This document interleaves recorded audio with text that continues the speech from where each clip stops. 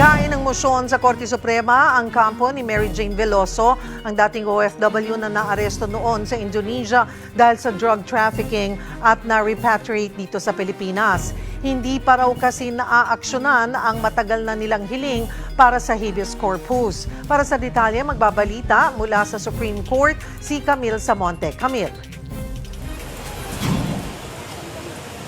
Cheryl, muling kinalampag ng Grupong Migrante International ang Korte Suprema para ipanawagan na resolbahin na ang petisyon na inihain ng mga magulang ni Mary Jane Veloso. November 2025 pa nang maghain sila ng petition for writ of habeas corpus para hilingin na palayain na si Mary Jane sa Correctional Institute for Women. Pero hanggang ngayon ay nakabinbin pa rin ang petisyon sa Korte Suprema.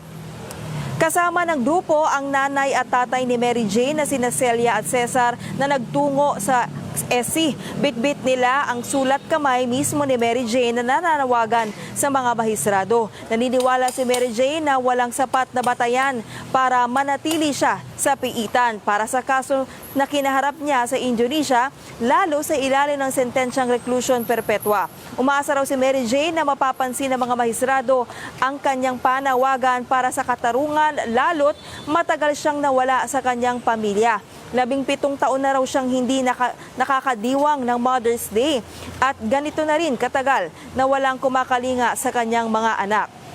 Ayon kay Celia, matagal na silang nangungulila at gusto na nilang makasama ang kanilang anak.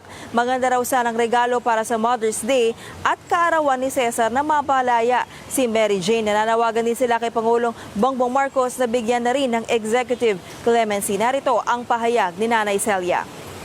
Ang request lang po namin, yun na lang po ibigay niya regalo sa amin yung clemency ni Mary Jane, yung kalayaan niya. Miss na po talaga. Miss na po. Malungkot pa rin po ang hinihiling sa amin. Ang tinatanong lagi, nanay, kailan ba ako uuwi? Sabik na ako makita yung bahay natin, yung mga kapatid ko, yung mga anak ko. Yun po lagi sinasabi niya sa amin. Kaya lang, ala po kami masabi. Basta sabi ko, huwag ka mag-alala anak. May Diyos.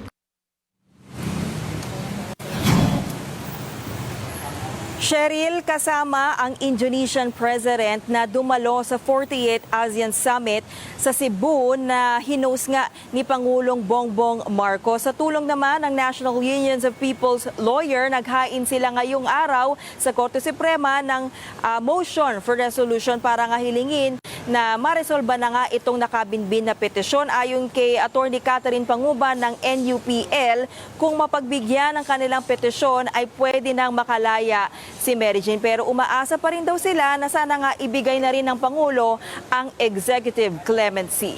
Cheryl? Maraming salamat, Camille Samonte.